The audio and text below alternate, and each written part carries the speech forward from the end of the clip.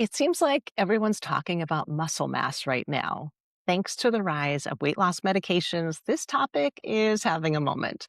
And it's an important conversation. But the truth is, it was important long before these medications came on the scene. Aging, physical inactivity, steroid medications, menopause, chemotherapy, dialysis, all of these can cause muscle loss too. The conversation just got louder. But I want to offer something different today because I think the way we're having this conversation, loud, urgent, focused almost entirely on the number, is missing the deeper discussion. The one that actually changes how you feel in your body, the one that actually keeps you motivated, and the one that helps you move through your life with greater ease. Hi, my name's Janet Lagerman Holtz. I'm a clinical exercise physiologist, a board certified health coach, and a mindful movement teacher. For over 3 decades in healthcare, I've watched a fragmented approach to health take hold, one that floods us with information about the parts of us that are broken or could be broken, leaving us living in the shoulds and with a growing list of things we can't do right now. I believe this fragmentation is at the root of our struggles with our health, with healing, and with our habits.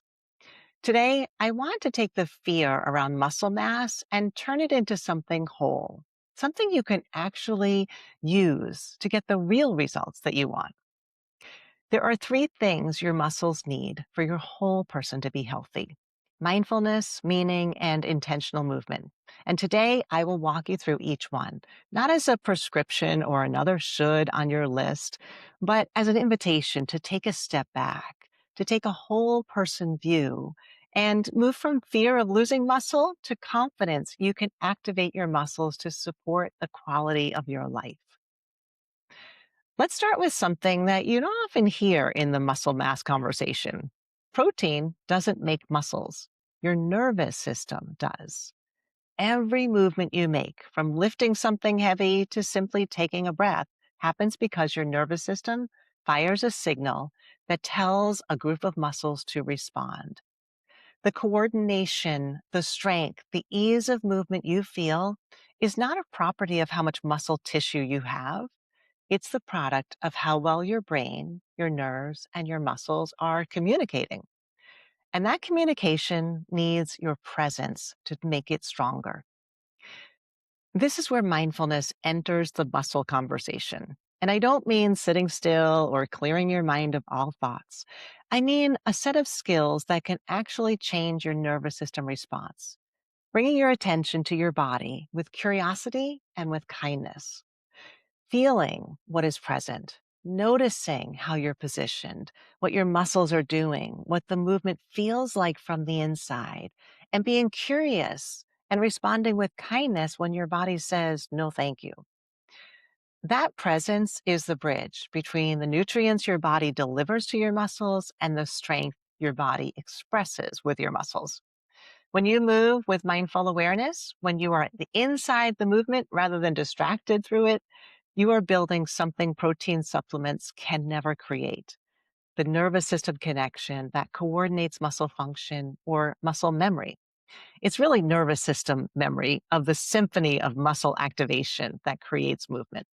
And your awareness is what strengthens it, but not just being aware, but aware, open, and responding with kindness. When we lift weights while watching TV or following along with a video that pushes us through some exercises, we are limiting the development of that whole person connection. The muscle memory will still develop, but your mindful attention puts you in charge of whether those movements are done in alignment with the movement mechanics that lead to your natural confident strength or with movement patterns that create unnecessary strain. Here's what the research supports. Multiple studies show that muscle strength and function, not just lean mass, predict health outcomes and longevity. A 2025 study in the Mayo Clinic proceedings found that people with the lowest muscle power had nearly 6 times the mortality risk or chance of dying compared to those with the highest muscle power. Not lean mass, power, and function. The connection between your nervous system and your muscles is what creates this benefit. But there's a bonus to moving mindfully. Mindfulness, presence, curiosity, kindness calms the stress response at the same time that you're strengthening your muscles. Why does this matter for muscle mass? Because chronic stress elevates cortisol, which actively breaks down muscle tissue. The worry about muscle mass itself is part of the problem. Mindful strength movements supports muscle health by clearing cortisol. Fear and alarm work against it by adding cortisol.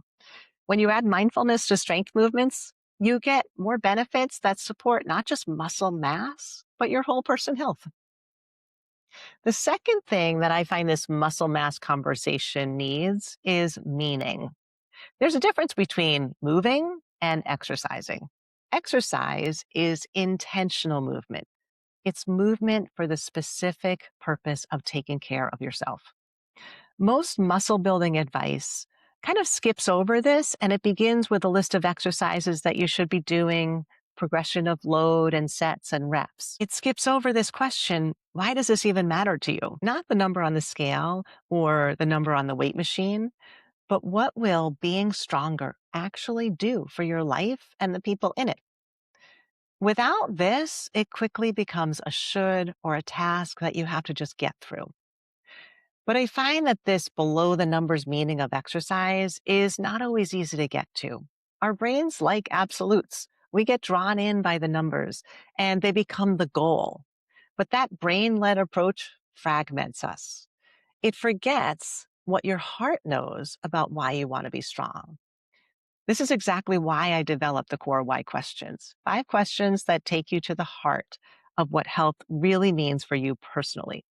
We distill it into one word that holds the big picture of meaning for you, the people that you love, and the life that you want to live. Getting up from the floor when you play with grandchildren, carrying groceries without pain, hiking a trail that you love, dancing, moving through a whole day without exhaustion. These aren't vague aspirations. They guide you to the specific movements your body can practice and strengthen because you know exactly what you're investing your time and your energy for. When meaning is at the center of movement, something shifts. I've noticed this in myself, my clients, and my patients. The motivation stops feeling like a should. The reasons you can't do strength exercises start to quiet. What rises instead is something that motivates from the inside, something that, dare I say, can make resistance training feel less like resistance. Instead, your motivation flows the way we're naturally motivated to care for the people and things that we love the most. When exercise has a heart level meaning, there's far less resistance to doing it. It becomes a moment of reconnection to what matters most, not just another task you have to get through. So, in my opinion, the most important starting point, the question that muscle mass conversation needs is not how much weight should you be lifting? It's what do you want your muscles for? And the third factor often missing from the muscle mass conversation is not about muscles or mass, but about movements. Your muscles don't work alone. They work in coordinated patterns directed by your brain and your nervous system. What we experience as functional strength, the ability to do the things we need and want to do with ease, is not a property of any one single muscle. It's the muscles working together in sequence. A body composition scale just can't measure this. It estimates the tissue quantity. It cannot tell you about the tissue quality, the fluidity of your muscles to transition from one movement to the next, how much ease you carry through an ordinary day, how well your whole body coordinates when you reach, lift, turn, or balance. You can gain lean mass and still not feel as strong as you want to moving through your daily life. Or you can even have less lean mass than the chart tells you is ideal and also move through your life with confidence and genuine functional ease. Movements keep you connected to your life, to the people you want to stay active with, the places you want to go, the things you most want to be able to do. Movements are what muscle mass exists for. They are the whole reason we care about it at all. And yet the muscle mass loss and resistance training conversation often loses sight of that entirely, but we can bring it back. We can have exercise that's designed around your specific movements, the ones that matter to you, done with presence and intention and connection to your core why. This way, you're not just building lean mass, you're building functional, coordinated, whole person capacity to have the best chance to live the life that you most want to live. So, if you're using a weight loss medication or restricting calories through dieting or weight loss surgery or going through chemotherapy or other treatments that affect muscle or have been on bed rest, the muscle mass concern is real. The advice to add protein and resistance training is reasonable and worth following. But approaching it from a place of mindfulness and meaning is not just philosophically different, it's physiologically different and more effective. It restores a sense of wholeness right from the start of the conversation, rather than adding more alarm to a body and a nervous system that's already navigating a significant change. So, wherever you are in the muscle mass conversation right now, whether it's because of a medication or a concern about aging or a scan result or simply the noise of the current health culture, I want to offer you this reframe. Your muscles are not a problem to solve. They are a part of your whole person that needs your whole person, your brain, your body, and your heart to be part of the conversation, the plan, and the actions. Mindfulness, meaning, and intentional movement keep you connected to your body, to your life, and to what matters most. The number on the scale, just one data point. It's not the whole story. The story is whether you can do what you love with the people you love for as long as possible. That is what your muscles are for. And that is the conversation worth having. Until next time, take care of your whole person and be well now.